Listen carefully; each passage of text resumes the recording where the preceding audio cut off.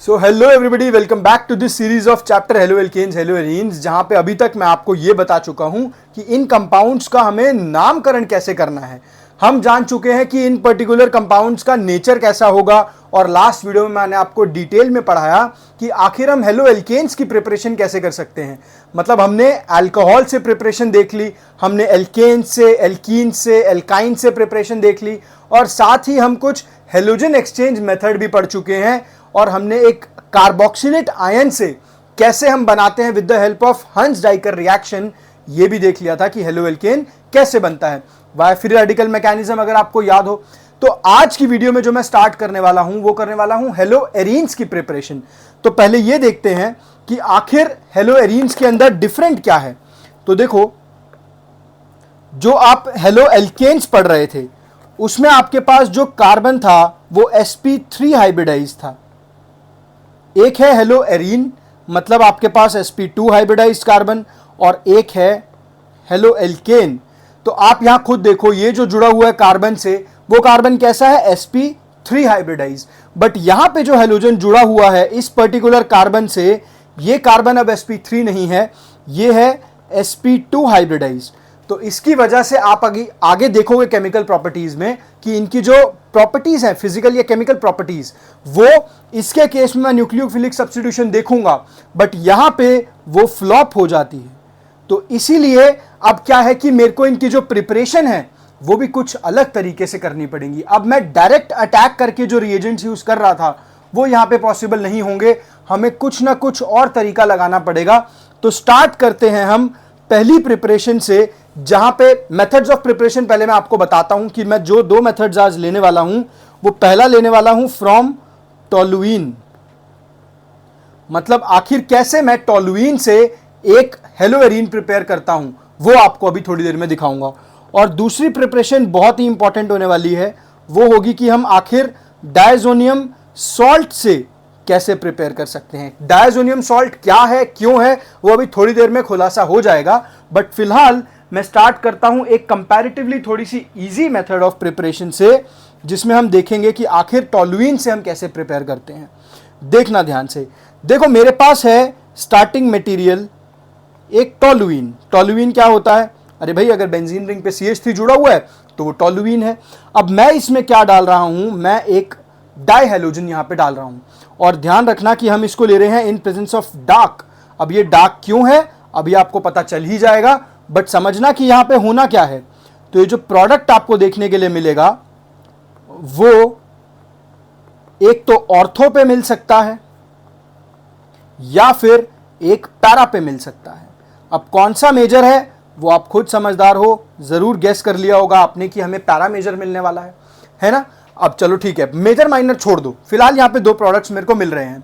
But जो condition है वो यहां पे एक बहुत इंपॉर्टेंट है कि ये जो X2 मैं ले रहा हूं वो या तो Cl2 होगा या फिर Br2 होगा। बिकॉज हमने पहले भी देखा था कि जो I2 के साथ रिएक्शन होती है वो पॉसिबल नहीं होगी, क्योंकि ये रिएक्शन रिवर्सिबल होती है, अभी हमने लास्ट लेक्चर में देखा। और F2 के केस में भी ये रिएक्शन नहीं पॉसिबल होगी, क्यों, बिकॉज ये बहुत ही रिएक्टिव हो जाता है, मतलब एक्सप्लोसिव हो जाता है। तो ये रीजन है कि हम ना I2 की प्रिपरेशन इससे कर सकते हैं, ना तो हम आयोडीन जोड़ पाएंगे, ना ही हम फ्लोरीन जोड़ पाएंगे, हम सिर्फ क्लोरीन और ब्रोमीन जोड़ सकते हैं। अब क्वेश्चन आता है कि आखिर मैंने डार्क क्यों लिखा। तो ये वो आपका मीम वाला डार्क नहीं है कि बहुत डार्क हो जाएगा, ठीक है ना। यहां पे डार्क का रेलेवेंस ये है कि अगर आपने HNu या फिर लाइट की प्रेजेंस में इसको ले लिया तो वहां पे क्या होती है, वहां पे होती है फ्री रेडिकल मैकेनिज्म। अब वो फ्री रेडिकल मैकेनिज्म जो फॉलो होगी, इसका मतलब जो मैं बनाना चाह रहा हूं वो मुझे डायरेक्टली नहीं मिलेगा, मुझे कहीं ना कहीं बाय प्रोडक्ट्स यहां पे देखने के लिए मिलेंगे। तो इस चीज को प्रिवेंट करने के लिए हमें रिएक्शन कहां करनी पड़ रही है, डार्क में करनी पड़ रही है। तो ऐसे ही कोई फालतू में डार्क नहीं लिखा, उसका रीजन है, तो इसको ध्यान से समझना। बिकॉज लास्ट क्लास में मैंने आपको मोनो हेलोजिनेशन पढ़ाया था, वहां पे हमने फ्री रेडिकल मैकेनिज्म फॉलो करी थी, बिकॉज डिमांड वो थी वहां पे रिएक्शन में। बट यहां पे डिमांड क्या है, मैं बेंजीन रिंग पे जाके जोड़ना चाहता हूं, तो ये जो CH3 ऊपर लगा हुआ था, ताकि यहां पे कोई भी रिप्लेस ना हो या फिर यहां पे सब्स्टिट्यूशन ना हो हाइड्रोजन की जगह, इसीलिए मैंने कंडीशन को डार्क लिया है। बस इतनी सी बात है यहां पे, और ज्यादा कुछ नहीं है। तो देखना, ये हमने प्रिपेयर कर लिया किससे, टोल्यूइन से।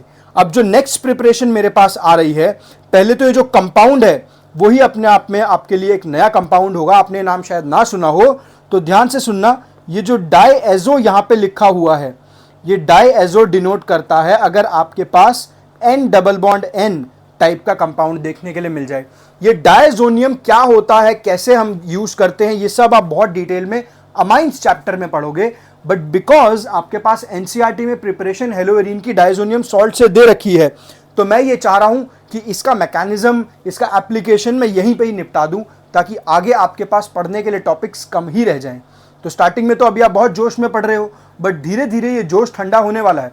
तो इसीलिए मैं ये कोशिश करूंगा कि शुरुआत में जो चीजें मैं साथ साथ कवर करके चल सकूं वो कवर करके चलूंगा। तो देखो, पहला है आपके पास डायजोनियम सॉल्ट से। ध्यान ये रखना है कि देखो, अमाइंस जो हैं वो जनरली 3 तरीके के देखने के लिए मिलते हैं, 1 डिग्री, 2 डिग्री और 3 डिग्री। और आपने ये चीज पढ़ी होगी कि ये तीनों डिफरेंट फंक्शनल ग्रुप्स हैं, ये सेम फंक्शनल ग्रुप नहीं होते। अगर आपने नहीं भी पढ़ा तो जरूर नोट डाउन करके लिखना कि ये तीनों डिफरेंट फंक्शनल ग्रुप्स की तरह बिहेव करते हैं। जैसे अल्कोहल और फिनॉल दोनों में ही OH है, बट दोनों डिफरेंट फंक्शनल ग्रुप होते हैं। सिमिलरली जो 1 डिग्री, 2 डिग्री, 3 डिग्री के अमाइंस होते हैं वो डिफरेंट फंक्शनल ग्रुप्स होते हैं।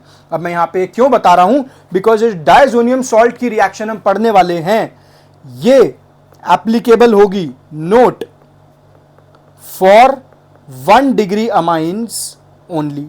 अब आखिर ऐसा क्यों है, वो अभी नेक्स्ट स्लाइड में अगले 5 मिनट के अंदर अंदर आपके सामने क्लियर हो जाएगा कि आखिर ये 1 डिग्री अमाइंस के लिए ही क्यों है और बाकियों के लिए क्यों नहीं है।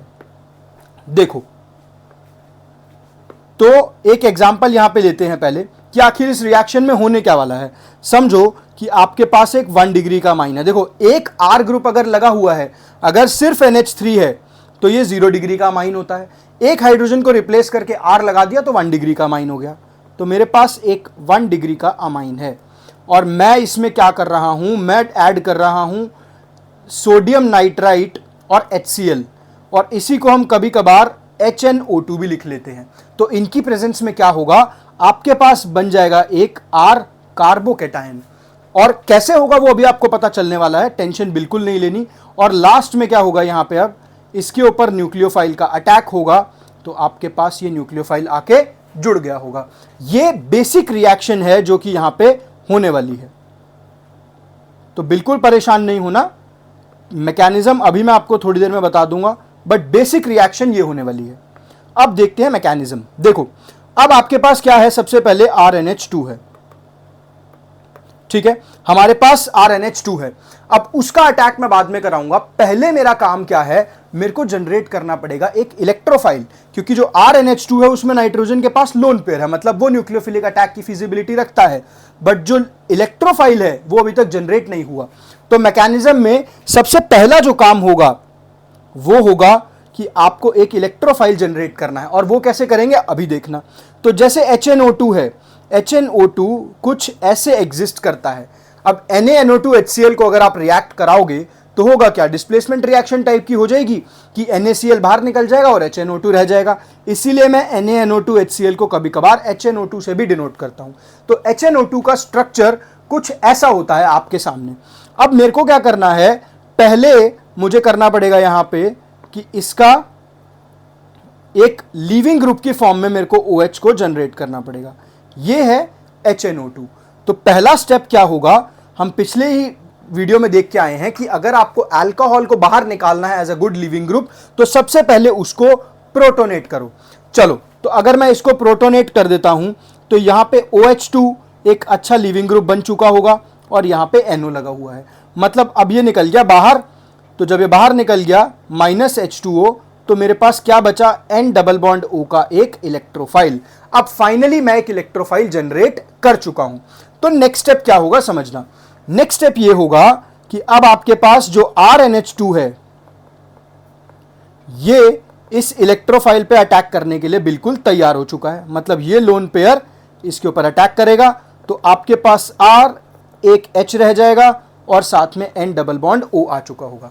आपको स्टेप बाय स्टेप मैं बता रहा हूं, तो बिल्कुल नहीं घबराना, अभी समझ में आ जाएगा। तो पहले स्टेप में क्या हुआ, क्योंकि नाइट्रोजन 3 बॉन्ड बनाता है तो एक हाइड्रोजन ऑटोमेटिकली बाहर निकल गया, सबसे बढ़िया।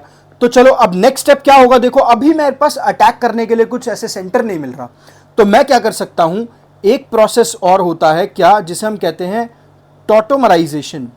अगर मैं इस कंपाउंड को टॉटोमराइज करा दूं तो देखना क्या होगा कि यहां पे है 1 2 और 3, मतलब ये हाइड्रोजन चला जाएगा इस पे और ये डबल बॉन्ड आ जाएगा इधर। यही तो होता है, तुम मुझे हाइड्रोजन दो, मैं तुम्हें डबल बॉन्ड दूंगा। तो सुभाष चंद्र बोस का जो यहां पे फेमस नारा है, तुम मुझे खून दो मैं तुम्हें आजादी दूंगा, यहां पे हम क्या कर रहे हैं, वो कह रहा है तुम मुझे हाइड्रोजन दो मैं तुम्हें डबल बॉन्ड दूंगा। मतलब अब हम यहां पे लिख सकते हैं कि ये फाइनली कुछ इस तरीके से एग्जिस्ट करने लगेगा, R डबल बॉन्ड N और यहां पे आ गया OH। तो आपको दिख रहा होगा, ये आगे पढ़ोगे इस कंपाउंड को हम ऑक्साइन कहते हैं।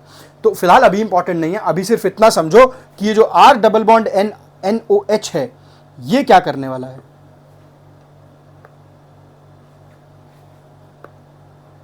मेरे पास अब है R N double bond NOH, तो अब अगेन मेरे पास OH दिख गया, इसका मतलब एक H प्लस मैंने ऐड किया, तो जो H प्लस मीडियम में पड़ा हुआ है N से बाहर निकला था वो यहां पे आके जुड़ गया और एक और लिविंग ग्रुप की तरह बनके रेडी हो चुका है। ये बाहर निकल जाएगा, आपके पास R डबल बॉन्ड N और अब इस पे एक प्लस आया हुआ है। अब ये प्लस क्यों आया, बिकॉज वो बाहर निकला है तो कोई ना कोई डेफिशिएंसी छोड़ के गया होगा, तो कुछ नहीं बचा। अब नेक्स्ट स्टेप में ये नाइट्रोजन का लोन पेयर कर देगा डीलोकलाइज और आपके पास एक डायजोनियम बनके तैयार हो चुका है। और ध्यान से समझना कि अभी मैं जो बात कर रहा हूं वो बात कर रहा हूं एक 1 डिग्री के अमाइन की, मतलब हम जो यहां पे ट्रीट कर रहे हैं वो एलिफैटिक अमाइंस को ट्रीट कर रहे हैं, बट जो प्रिपरेशन हम करेंगे वो करेंगे एरोमेटिक अमाइंस से। बट मैं सीधा एरोमेटिक अमाइंस पे अगर आ जाऊंगा आपको समझ ही नहीं आएगा कि चल क्या रहा है। तो मेरा फर्ज ये बनता है मैं पहले बताऊं कि आखिर डायजोनियम में एलिफैटिक का ट्रीटमेंट कैसे होता है। तो अब ये जो हमारे पास डायजोनियम बना है, दिस इज अनस्टेबल या फिर हाईली अनस्टेबल डायजोनियम। मतलब अब ये क्या होगा, क्योंकि अनस्टेबल है तो ये N डबल बॉन्ड N बाहर निकल जाएगा in the form of nitrogen gas, और आपके पास जो बन के तैयार होगा ये -N2 बाहर निकल गया, तो आपके पास एक R का रेडिकल तैयार हो जाएगा। तो यही हो रहा था। अब आपके पास आ रहा है क्या, फाइनली एक कार्बोकेटायन। और जहां पे भी कार्बोकेटायन की बात आ जाए अब आपके दिमाग खुल चुके होंगे, बिकॉज पिछली वीडियो में हमने इतना कार्बोकेटायन और ये सब डील किया है कि जहां कार्बोकेटायन दिख गया मतलब अब रीअरेंजमेंट, रिंग एक्सपेंशन, शिफ्टिंग, सारी पॉसिबिलिटीज आने वाली है। फाइनली आपके पास यहां पे N2 गैस रिलीज हो गई और ये हमारे सिस्टम की एंट्रोपी भी बढ़ा रही होगी। तो ये अब फाइनली हमारे पास तैयार हो गया है कि कोई भी न्यूक्लियोफाइल मैं आके अटैक कर सकता हूं और इसके साथ जोड़ सकता हूं। यही मेरा पर्पस था। अब समझना कि कंडीशन कैसे चेंज होती है। जैसे मैं इसका पहले एक एग्जांपल देता हूं। एक एग्जांपल मैं क्या लेके चल रहा हूं यहां पे, कि जैसे कि मेरे पास ये है और इसमें मैं डाल रहा हूं NaNO2 प्लस HCl। तो अब इसकी प्रेजेंस में क्या होगा, सबसे पहले तो आपको क्या करना है, बार बार मैकेनिज्म नहीं करनी, अल्टीमेटली आप इसको बाहर निकाल दो और आप क्या फॉर्म कर दो, इसकी जगह पे एक कार्बोकेटायन। अब ये कार्बोकेटायन क्या स्टेबल है, ये तो 2 डिग्री है, बट इसको साइड में दिख रहा है कि एक हाइड्रोजन अवेलेबल है, तो मैं किसी तरीके से 1,2 हाइड्राइड शिफ्ट अगर कर दूं तो होगा क्या कि अब ये जो कार्बोकेटायन है वो यहां आ चुका होगा। मतलब नेक्स्ट स्टेप में अब क्या होगा कि अब मैं जो वाटर मीडियम में रिलीज हुआ था वो यहां पे अटैक करने के लिए रेडी है, बिकॉज ये ज्यादा स्टेबल 3 डिग्री का एक कार्बोकेटायन बन चुका है। तो लास्ट स्टेप में मेरे पास OH इधर जुड़ जाएगा। तो ये तरीका था। एक और एग्जांपल लेते हैं in the form of ring expansion. जैसे देखो मेरे पास अगर NH2 इधर जुड़ा है तो अगेन फर्स्ट स्टेप क्या है, NaNO2 प्लस HCl का। शॉर्ट फॉर्म में आप इसको HNO2 भी लिख सकते हो, तो परेशान नहीं होना, कभी कभार HNO2 लिख के आ जाता है, कभी कभार NaNO2 HCl लिख के आता है। तो अब आपके पास क्या है, फर्स्ट स्टेप अगेन एक कार्बोकेटायन जनरेट करो। अब ये कार्बोकेटायन कैसा है, 2 डिग्री, तो रिंग एक्सपैंड करेगा और रिंग एक्सपैंड करके क्या बना देगा, ये एक 3 डिग्री का कार्बोकेटायन। बिल्कुल सही। बस लास्ट स्टेप में जो वाटर था आपके पास मीडियम में वो यहां पे एज अ न्यूक्लियोफाइल बन के अटैक कर देगा और इधर जुड़ जाएगा क्या, OH।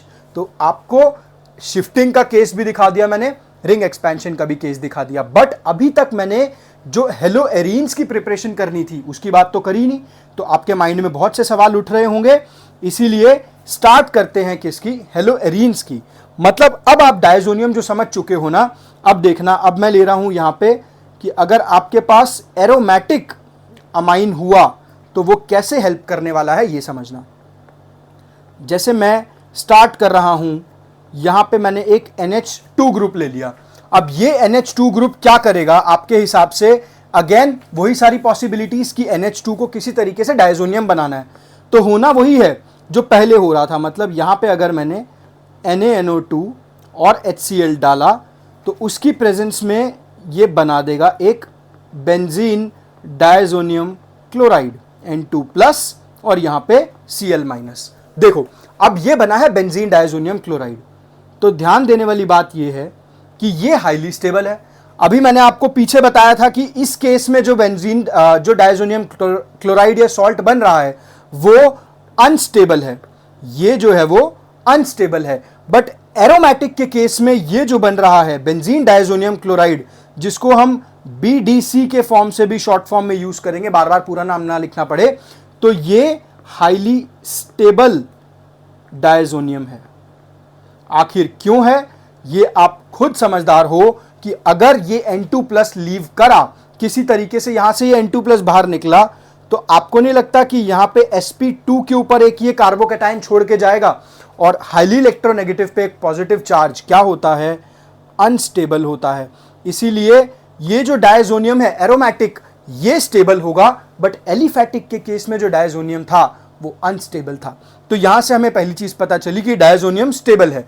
तो हम चाहें तो अब एक चीज इसमें लिख सकते हैं कि आपके पास एक कंडीशन दे होती है कि ये 0 to 5 डिग्री सेल्सियस है। आखिर क्यों है, बिकॉज ये जो डायजोनियम है, या हम लिख सकते हैं बेंजीन डायजोनियम क्लोराइड या salt is stable in what, या एट लो टेम्परेचर्स। ठीक है, ये स्टेबल है लो टेम्परेचर पे, जनरली 273 से 278 केल्विन, वही 0 to 5 डिग्री सेल्सियस ही है। बट किसके लिए, फॉर अ शॉर्ट वाइल, हमेशा के लिए अगर स्टेबल हो गया तो अपना दिमाग चलाओ, अगर मेरे को इतनी स्टेबल चीज बनानी थी तो इससे मैं अपना आगे हेलोएरीन कैसे बनाऊंगा। बट क्योंकि ये शॉर्ट वाइल के लिए स्टेबल होता है, इसीलिए मेरी प्रिपरेशन में हेल्प करता है। अगर ये होता ही नहीं, स्टेबल ही नहीं होता, अनस्टेबल होता, तो बात ही क्या थी। बट क्योंकि मेरे को इसको आगे प्रोसीड करना है ना रिएक्शन को किसी तरीके से, तो मैं डायजोनियम क्लोराइड को यूज कर सकता हूं या फिर डायजोनियम सॉल्ट को यूज कर सकता हूं। एक और चीज हम नोट डाल के लिख लेंगे, that stable only in cold and decomposes in dry state. मतलब अगर आपने रूम टेम्परेचर ले लिया या फिर ड्राई स्टेट ले ली तो ये फटाफट डिकम्पोज हो जाएगा। आपको अगर इसको स्टेबल बना के रखना है तो आपको कंडीशन कैसी लेनी पड़ेगी, कोल्ड। और ध्यान देने वाली बात यह है कि इस बार नीट 2025 में ये स्टेटमेंट एज इट इज आपके पास स्टेटमेंट बेस्ड में आई थी।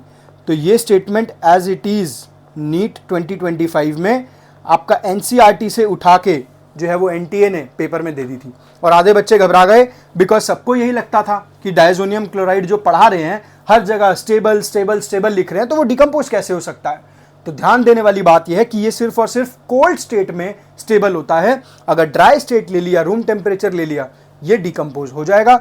और मैं साथ में एक पॉइंट यहां पे ऐड करना चाहूंगा, that only benzene fluoroborate is stable. सिर्फ और सिर्फ जो फ्लोरोबोरेट है वो आपका स्टेबल होगा रूम टेम्परेचर पे, is stable at room temperature. तो ऐसा नहीं है कि ये स्टेटमेंट एक्सट्रीम हो गई कि all benzene diazonium chlorides are unstable या फिर डू नॉट डिकम्पोज या फिर कोल्ड कंडीशन में ही स्टेबल होते हैं। जो फ्लोरोबोरेट होगा आपके पास, बेंजीन डायजोनियम फ्लोरोबोरेट कैसा दिखता है ये भी देख ही लो लगे हाथों, ये कुछ ऐसा होता है N2+ और BF4। अभी आगे आऊंगा मैं इस पे भी डिटेल में, बिल्कुल परेशान होने की जरूरत नहीं है, बट ध्यान से आपको ये चीज लिख लेनी है कि रूम टेम्परेचर पे एक कंपाउंड होता है फ्लोरोबोरेट करके जो कि स्टेबल होगा। चलो, तो अब हमें क्या करना है, अब हमें समझनी है इनकी प्रॉपर्टीज। तो ये हमने पहला देख लिया, मतलब अल्टीमेटली जो आपके पास डायजोनियम बना, आपके पास जो BDC या फिर बेंजीन डायजोनियम बना N ट्रिपल बॉन्ड NCl- और N2+, तो अब क्या होगा कि क्योंकि ये कोल्ड में ही डिकम्पोज नहीं कर रहा, कोल्ड में ही स्टेबल है, अब फाइनली न्यूक्लियोफाइल आएगा और इसको रिप्लेस कर देगा और खुद जुड़ जाएगा बेंजीन रिंग से।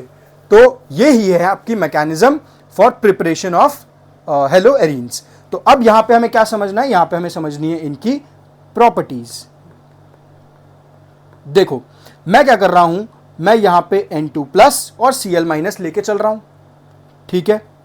तो पहला रिएक्शन हम इसका क्या करेंगे, पहले रिएक्शन में मैं आपको बता देता हूं, अगर मैंने यहां पे वार्म वाटर ले लिया, वार्म का मतलब जनरली 283 से 285 केल्विन के अराउंड, मतलब जो आप टेम्परेचर ले रहे थे 0 to 5 उससे थोड़ा सा ज्यादा, तो इसकी प्रेजेंस में क्या होगा, आपका जो डायजोनियम है वो चेंज हो जाएगा किसमें, फिनॉल की। तो ये वेरी फेमस प्रिपरेशन है फॉर फिनॉल। अब और क्या है यहां पे पॉसिबिलिटी, अगर मैं किसी तरीके से HX ले लूं और ये X यहां पे Cl हो सकता है, Br हो सकता है मतलब अगर मैं HX ले रहा हूं तो ये X यहां पे Cl, Br, साइनाइड कुछ भी हो सकता है, बट ध्यान देने वाली बात यह है कि यहां पे जो साथ में मैं लूंगा एज अ कैटलिस्ट वो लूंगा एक क्यूप्रस क्लोराइड या फिर क्यूप्रस हैलाइड, तो Cu2X2। तो यहां पे जो कॉपर है वो देखना कैसे एग्जिस्ट कर रहा है, ये एग्जिस्ट कर रहा है Cu2 यानी कि +1 की स्टेट में एग्जिस्ट कर रहा है, एज एन आयन एग्जिस्ट करेगा यहां पे। तो फाइनली जो बेंजीन डायजोनियम क्लोराइड है वो रिप्लेस हो जाएगा किससे, एक हैलोजन से। तो यही तो हम कर रहे हैं ना, हेलो एरीन प्रिपेयर कर रहे हैं हम, किस तरीके से हम किसी बेंजीन रिंग पे डायरेक्टली ग्रुप जोड़ दें। तो ये डायजोनियम हमें हेल्प कर रहा है हेलो एरीन प्रिपेयर करने में। तो ये जो रिएक्शन है इसी का नाम होता है क्या, ये है सैंडमेयर रिएक्शन। चलो पहली रिएक्शन तो हम समझ गए यहां पे कि मेरे को सैंडमेयर देखने के लिए मिलेगी। अब और एक पॉसिबिलिटी है, मैंने स्पेसिफिकली मेंशन करा कि मैं कॉपर का क्लोराइड ले रहा हूं या फिर Cu2X2 ले रहा हूं, क्यूप्रस हैलाइड, बट वही अगर मैंने इधर ले लिया क्या, HX ही लिया मैंने, ठीक है। अब ये X अगेन Cl है, Br है, Cn है, बट अब मैं यहां पे CuX ले रहा हूं, अब मैं Cu2X2 नहीं ले रहा, मतलब मैं यहां पे एक तरीके से कॉपर का मेटल फॉर्म ले रहा हूं, या फिर कभी कभार हम कॉपर का पाउडर भी बोल देते हैं, कॉपर पाउडर। तो इस रिएक्शन के केस में कुछ अलग नहीं होगा, बिल्कुल परेशान नहीं होना, अल्टीमेटली आपके पास बेंजीन के ऊपर आके हैलोजन लग जाएगा, कुछ अलग नहीं होगा, बट इस रिएक्शन का जो नाम है वो हो जाएगा क्या, ये है गैटरमैन रिएक्शन। ये गैटरमैन आपको दोबारा सुनने में मिलेगा जब आप एल्डिहाइड कीटोन चैप्टर पढ़ोगे, वहां पे Gattermann coach, Gattermann aldehyde synthesis उसकी फॉर्म में भी आएगा, बट फिलहाल डायजोनियम में अब आपके पास दो नेम रिएक्शंस नई आई हैं, पहली है सैंडमेयर रिएक्शन और दूसरी है गैटरमैन रिएक्शन। बट अगर हम दोनों से सेम ही प्रिपेयर कर रहे हैं तो आखिर इन दोनों रिएक्शन की जरूरत क्या थी, हम एक ही से काम क्यों नहीं चला सकते। तो देखो उसका भी एक रेलेवेंस है, क्यों, क्योंकि मैं पहले यहां पे नोट डाल के लिख रहा हूं, देखो मैं नोट डाल के लिख रहा हूं दैट जो आपका यील्ड आएगी वो सैंडमेयर में ज्यादा आएगी as compare to your Gattermann. और ये पॉइंट कई बार पूछा भी जा चुका है और आगे भी बार बार पूछा जाएगा कि आखिर यील्ड सैंडमेयर में ज्यादा क्यों आती है एज कंपेयर टू गैटरमैन। उसका रीजन ये है कि आप सैंडमेयर में जो यूज कर रहे हो वो कॉपर का हैलाइड यूज कर रहे हो Cu2X2, तो यहां पे वो आयंस की फॉर्म में है। तो सैंडमेयर के केस में ये Cu2X2 क्या करता है, ये एज अ कैटलिस्ट बिहेव करता है, ठीक है ना। अब ये कैटलिस्ट की तरह बिहेव करेगा तो कैटलिस्ट का काम तो होता है रिएक्शन की रिएक्टिविटी को बढ़ाना, बट यहां पे गैटरमैन के केस में क्या प्रॉब्लम है, यहां पे हम जो कॉपर यूज कर रहे हैं वो कॉपर की मेटल फॉर्म यूज कर रहे हैं या फिर पाउडर्ड फॉर्म यूज कर रहे हैं, तो उस केस में क्या होगा, इसकी रिएक्टिविटी कम हो जाएगी, ये एज अ कैटलिस्ट नहीं एक्ट कर पाएगा, या फिर सीधा हमने ऊपर मेंशन कर दिया ये कैटलिस्ट है। कॉपर मेटल के केस में एज अ कैटलिस्ट नहीं एक्ट कर पाएगा, जिसकी वजह से जो यील्ड है वो ज्यादा हो जाएगी, किसकी, वो ज्यादा हो जाएगी हमारे पास सैंडमेयर के केस में। तो आई होप आप इस पॉइंट को नोट डाउन करके लिखोगे, बिकॉज आपसे पूछा जाएगा, रीजन ना भी पता हो बट एटलीस्ट आपको याद होना चाहिए कि यील्ड सैंडमेयर में ज्यादा आएगी। चलो, बट क्या हमारे पास सारी प्रिपरेशंस खत्म हो गई हैं? नहीं, अभी एक कुछ प्रिपरेशंस और हैं, तो वो मैं आपको बताता हूं। देखो अगेन मैं क्या कर रहा हूं, मैं बना रहा हूं यहां पे बेंजीन डायजोनियम क्लोराइड, ठीक है, ये बना दिया हमने BDC। इसमें मैं डाल देता हूं पहला एक केस, मैं ले रहा हूं H3PO2 या फिर इथेनॉल C2H5OH। तो इस केस में क्या होगा वो समझेंगे, बट पहला एक केस मैं ले लेता हूं यहां पे आयोडाइड का, तो मैं इसमें ले रहा हूं KI। तो पोटेशियम आयोडाइड अगर मैं लूंगा तो ये ऐसा केस है जो आपको आयोडोबेंजीन बना के देगा। ध्यान देना, पीछे वाले केसेस में हमने क्या प्रिपेयर किया था, या तो ये एक्स क्लोरोबेंजीन होगा या फिर ब्रोमोबेंजीन होगा या साइनाइड होगा। तो सैंडमेयर और गैटरमैन की अपनी कुछ लिमिटेशंस हैं जो वो प्रिपेयर कर पा रहा है, बट इसके केस में आपके पास जो पोटेशियम आयोडाइड आ रहा है ना, वो आपको आयोडोबेंजीन बना के देगा। और ध्यान देने वाली बात यह है कि KI के केस में अगर आप ले रहे हो तो देयर इज नो रिक्वायरमेंट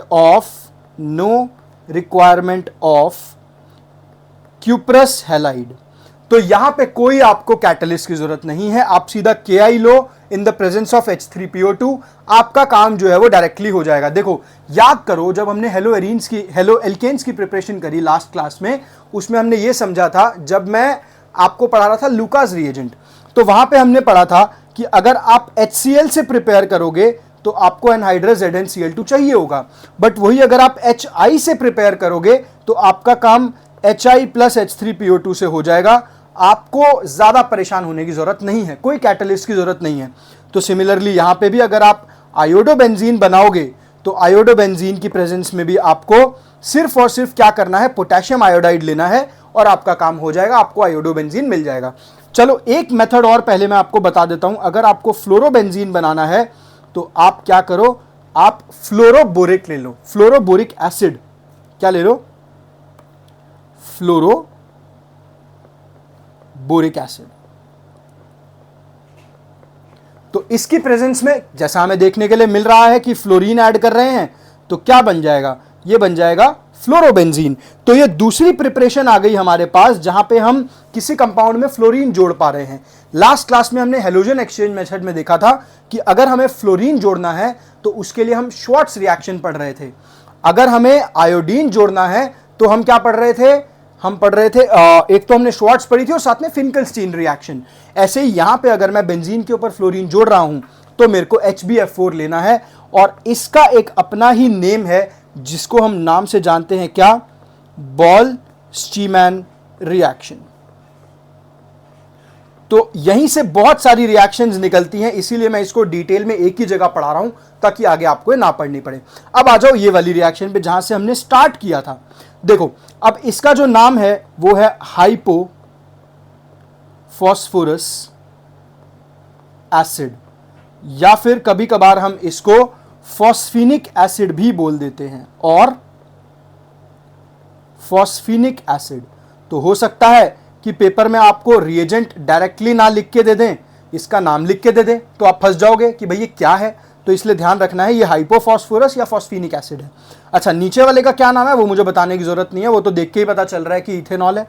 तो इसकी प्रेजेंस में क्या होगा, वेरी इंपॉर्टेंट, यहां पे हाइड्रोजन लग जाएगा, मतलब बेंजीन की प्रिपरेशन हो जाएगी। तो हम डायजोनियम से खाली बेंजीन कैसे बना सकते हैं, with the help of phosphinic acid. अब ध्यान देना कि ये खुद जो है वो ऑक्सीडाइज हो जाएंगे, यहां पे आपके पास बेंजीन आ गया और साथ में आ जाएगा H3PO4, और जो C2H5OH है वो चेंज हो जाएगा एसिटल्डिहाइड में, यानी कि CH3CHO। अब ये जो H3PO4 है इसका नाम है फॉस्फोरस एसिड। तो आपको अगर वो स्टेटमेंट बना के दे दें कि बेंजीन डायजोनियम क्लोराइड में जब हम फॉस्फोनिक एसिड या फिर फॉस्फीनिक एसिड डालते हैं या हाइपोफॉस्फोरस एसिड डालते हैं तो उसमें जो डायजोनियम है वो बेंजीन में चेंज हो जाता है, और साथ में आपके पास क्या फॉस्फोरस एसिड बनता है या फॉस्फोरिक एसिड बनता है, तो वहां पे आप फंस सकते हो। तो इसीलिए आपको ध्यान रखना है कि अल्टीमेटली यहां पे जो आपको है वो फॉस्फोरस एसिड मिल रहा है। तो जितने क्वेश्चंस यहां से एक्सट्रैक्ट हो सकते हैं मैं कोशिश कर रहा हूं कि आपको वो सारे रिएक्शंस बता दूं ताकि आप किसी में भी ना फंसो, कोई स्टेटमेंट बन के आ जाए तो आप स्टेटमेंट भी डील कर पाओ। तो ये है हमारे पास कुछ रिएक्शंस फॉर डायजोनियम। अब यहां पे मैं आपके लिए एक काम और करूंगा, क्योंकि एनसीईआरटी में दिया हुआ है तो आप जरूर नोट डाल के इस चीज को लिख लेना कि एक और प्रिपरेशन होती है। अगर मैं यहां पे डायजोनियम ले रहा हूं, सपोज मैंने ले लिया N2+Cl-, मैंने डाला HbF4, तो ये फ्लोरोबोरिक एसिड की प्रेजेंस में क्या करेगा, यहां पे मेरे को मिलेगा N2+ और BF4-। अब याद करो ये क्या कंपाउंड है, ये कंपाउंड वही है जिसकी स्टेटमेंट मैंने थोड़ी देर पहले लिखी थी कि ये बेंजीन फ्लोरोबोरेट स्टेबल होता है एट रूम टेम्परेचर। तो मैं इसकी प्रेजेंस में, मतलब अगर मैं बेंजीन फ्लोरोबोरेट की बात कर रहा हूं तो क्या होगा, अब मेरे को क्या करना है, अल्टीमेटली मुझे प्रिपेयर करना है यहां पे नाइट्रोबेंजीन। तो अगर इस कंपाउंड में मैंने NaNO2 डाल दिया, मतलब सोडियम नाइट्राइट, इसका भी नाम जरूर लिख लेना, ये लिख के दे सकते हैं कि क्या डाला है इन्होंने। तो ये सोडियम नाइट्राइट अगर ऐड करेंगे in presence of copper and heat तो आपको नाइट्रोबेंजीन देखने के लिए मिल जाएगा। तो आप क्लोरोबेंजीन, ब्रोमोबेंजीन, आयोडो, फ्लोरो ये भी प्रिपेयर कर चुके हो। आपको मैंने क्या कहते हैं सिर्फ बेंजीन भी प्रिपेयर करके दिखा दिया, मैंने फिनॉल भी प्रिपेयर करके यहां पे दिखा दिया है। तो अब हम नाइट्रोबेंजीन भी प्रिपेयर करना सीख चुके हैं। तो आप देखो कि इस रिएक्शन की इंपॉर्टेंस कितनी ज्यादा है कि आप कितने सारे कंपाउंड्स इस रिएक्शन से प्रिपेयर कर सकते हो। तो अब फाइनली मैं आपको हेलोएरीन से आखिर कैसे मुझे हेलोएरीन प्रिपेयर करने हैं with the help of diazonium, उसकी सारी रिएक्शंस बता चुका हूं। बस इतनी सी और चीज मैं ऐड करूंगा इसमें कि अगर मैं बोलूं आपको इन रिएक्शंस की आखिर इंपॉर्टेंस क्या है, तो ऐसे केसेस जहां पे आप डायरेक्टली बेंजीन पे कुछ ना ऐड कर पा रहे हो, आगे आप पढ़ोगे सब्स्टिट्यूशन रिएक्शन में, जब मैं किसी एक एरोमेटिक स्ट्रक्चर पे ऐड करता हूं तो उस केस में न्यूक्लियोफिलिक सब्स्टिट्यूशन फेल हो जाती है, बिकॉज sp2 पे डायरेक्ट अटैक मुश्किल होता है। तो उसके केस में हम SNAR रिएक्शंस पढ़ते हैं। ऐसे ही यहां पे भी हमने देखा कि अगर मैं बेंजीन पे डायरेक्टली कुछ ऐड करना चाहूं, मेरे पास और कोई तरीका नहीं है, तो उसकी इंपॉर्टेंस यही है कि adds a group on benzene in cases where no direct substitution is possible। तो हमने फालतू में इस रिएक्शन पे टाइम स्पेंड नहीं किया है, इसका अपना रेलेवेंस है कि उन केसेस में जहां पे डायरेक्ट मैं एडिशन नहीं कर पाऊंगा, डायरेक्ट सब्स्टिट्यूशन नहीं कर पाऊंगा, तो मैं हेल्प लूंगा किसकी, मैं हेल्प लूंगा डायाजोनियम की। और डायजोनियम आपको कैसे पहचानोगे आप, अगर आपके पास N+N हो या फिर N2+ जैसा कुछ देखने के लिए मिल रहा हो। तो ये थी हमारे पास प्रिपरेशन, एक तो हमने टोलुइन से सीखी, एक हमने सीखी किससे, डायजोनियम से। आई होप आप जुड़े हुए हो और आपको सब कुछ समझ आ रहा है। मेरी साइड से पूरी कोशिश है कि जितने भी इससे रिलेटेड आपके पास स्टेटमेंट्स बन सकते हैं वो सब मैं आपको यहाँ पे एक ही तरफ ऐड करके दूंगा। तो अब हम फाइनली क्या है, हेलो एरेंज भी प्रिपेयर कर चुके हैं और हेलो एल्केन्स भी प्रिपेयर कर चुके हैं। तो इसी में ही हम क्या करेंगे, ऐड कर लेंगे क्या, फिजिकल प्रॉपर्टीज। फिजिकल प्रॉपर्टीज आखिर इन कंपाउंड्स में कैसी होती हैं। तो देखो अब हमारे पास फिजिकल प्रॉपर्टीज में पहला केस तो ये है कि आखिर मोलर मास के बेस पे मैं कैसे पता कर सकता हूं। देखो फिजिकल प्रॉपर्टीज में मैं आपको क्या पढ़ाने वाला हूं वो बता देता हूं। एक हम पढ़ेंगे बॉइलिंग पॉइंट, एक हम पढ़ेंगे डेंसिटी, एक हम पढ़ेंगे मेल्टिंग पॉइंट और लास्ट हम पढ़ेंगे इनकी सॉल्युबिलिटी। तो पहले हमें देखना है कि आखिर बॉइलिंग पॉइंट का बिहेवियर कैसा होने वाला है। देखो ध्यान से समझना, जितना ज़्यादा पोलर बॉन्ड है इसका मतलब उसका मास उतना ज़्यादा हो चुका होगा। हम डाउन द ग्रुप जाएंगे तो हेलोजन का साइज बड़ा होगा, उसका मास बढ़ेगा, मास बढ़ेगा तो इंटरमॉलिक्यूलर फोर्सेस ऑफ अट्रैक्शन जो है वो बढ़ेंगी, और वो बढ़ा तो बॉइलिंग पॉइंट बढ़ जाएगा। तो हम लिख सकते हैं कि बॉइलिंग पॉइंट जो है, या फिर अगर हमारे पास मॉलिक्यूलर मास इंक्रीज हुआ तो मॉलिक्यूलर मास इंक्रीज होने की वजह से क्या होगा कि यहां पे जो इंटरमॉलिक्यूलर फोर्सेस ऑफ अट्रैक्शन है, इंटरमॉलिक्यूलर फोर्सेस ऑफ अट्रैक्शन है वो ज्यादा हो जाएंगी, और इसकी वजह से क्या होगा, इंटरमॉलिक्यूलर फोर्सेस ऑफ अट्रैक्शन की ज्यादा होने की वजह से अब जब फोर्सेस ज्यादा हैं तो आपके लिए बॉन्ड तोड़ना मुश्किल होगा, और इसीलिए आपको ज्यादा टेम्परेचर प्रोवाइड करना पड़ेगा कि वो बॉइल हो पाए, तो आपका जो बॉइलिंग पॉइंट है वो इंक्रीज हो जाएगा। पहला केस हमने ये देख लिया। और हम साथ में समझ लेते हैं कि अगर मोलर मास ज्यादा है, यानी कि अगर साइज ज्यादा है, तो उसकी वजह से क्या होगा, उसकी वजह से वैन डर वाल फोर्सेस ऑफ अट्रैक्शन हाई होंगे, वैन डर वाल फोर्सेस ऑफ अट्रैक्शन हाई होंगे, और इसी की रीजन से अगेन आपका जो बॉइलिंग पॉइंट है वो बढ़ चुका होगा। मतलब अगर मैं इसको समराइज करूं तो बॉइलिंग पॉइंट का ट्रेंड अगर मैं आपका लूंगा तो आर एफ में सबसे कम होगा और आर आई में सबसे ज्यादा होगा। क्यों? क्योंकि डाउन द ग्रुप में जा रहा हूं तो मोलर मास बढ़ रहा है, और मोलर मास बढ़ेगा तो बॉइलिंग पॉइंट ऑटोमेटिकली बढ़ेगा। ठीक है, नेक्स्ट अब देखो, इसमें नेक्स्ट है मेरे पास कि अगर मैं ब्रांचिंग बढ़ाऊं इसकी, तो पहले मैं आपको बताता हूं कि होगा क्या। देखो बॉइलिंग पॉइंट इनवर्सली प्रोपोर्शनल होता है किसके, ब्रांचिंग के। आखिर क्यों? देखो जैसे जैसे आप सरफेस एरिया बढ़ाओगे, अब आपने सरफेस एरिया बढ़ा दिया मतलब आपने फैल के रखा हुआ है कंपाउंड्स को, तो उसकी वजह से आपका जो वैन डर वाल फोर्सेस ऑफ अट्रैक्शन है वो ज्यादा होंगे, और वहीं ब्रांचिंग की वजह से क्या होगा कि अब सरफेस एरिया कम हो रहा है, धीरे धीरे ब्रांच बढ़ रही है मतलब सरफेस एरिया कम हो रहा है, तो वैन डर वाल फोर्सेस कम होंगे, इसीलिए बॉइलिंग पॉइंट बढ़ेगा। तो जैसे जैसे आप ब्रांचिंग बढ़ाओगे आपका बॉइलिंग पॉइंट कम होगा। तो इसका एग्जाम्पल अगर मैं लूं तो अगेन समझो, जैसे कि हम कंपेयर कर सकते हैं for tertiary butyl, sec butyl and n butyl. तो टर्शियरी ब्यूटाइल कैसा दिखता है, ऐसा, ब्रांचिंग ज्यादा है। सेकेंडरी ब्यूटाइल कैसा दिखेगा, ऐसा, और वही आपके पास एन ब्यूटाइल कैसा दिखेगा, ऐसा। ठीक है, तो ये रीजन है कि क्योंकि यहां पे ब्रांचिंग सबसे ज्यादा है उसकी वजह से इसका जो बॉइलिंग पॉइंट है वो सबसे कम हो चुका होगा। तो आपको कुछ नहीं रटना, बस इतना याद करना है कि अगर आपने ब्रांचिंग कर दी तो उसकी वजह से इसका बॉइलिंग पॉइंट जो है वो कम हो जाएगा, क्योंकि ब्यूटाइल ले रहे हैं हम तो एक कार्बन कम करना पड़ेगा।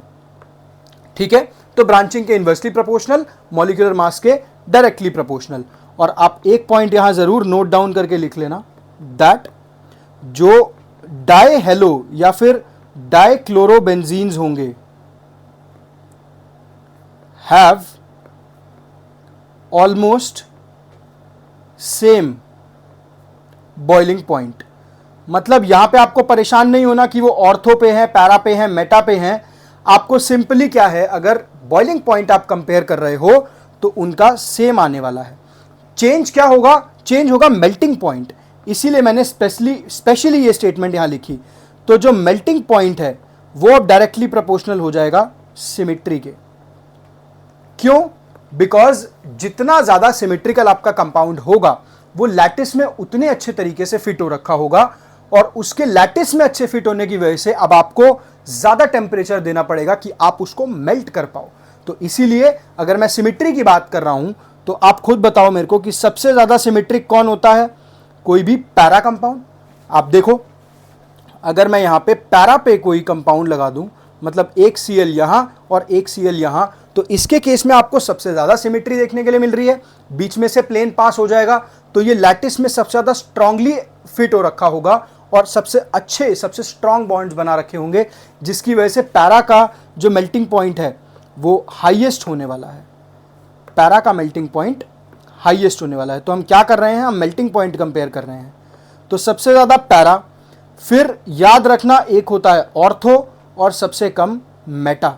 जो आपके पास एनसीईआरटी में है वो ऑर्थो और मेटा की समवॉट सिमिलर ही मेल्टिंग पॉइंट दे रखा है, बट अगर फिर भी ऑन अ लार्जर स्केल हम देखना चाहें कि ऑर्डर में अरेंज करने के लिए आ गया मेल्टिंग पॉइंट, तो सबसे ज्यादा पैरा को रखना है, सबसे कम मेटा को।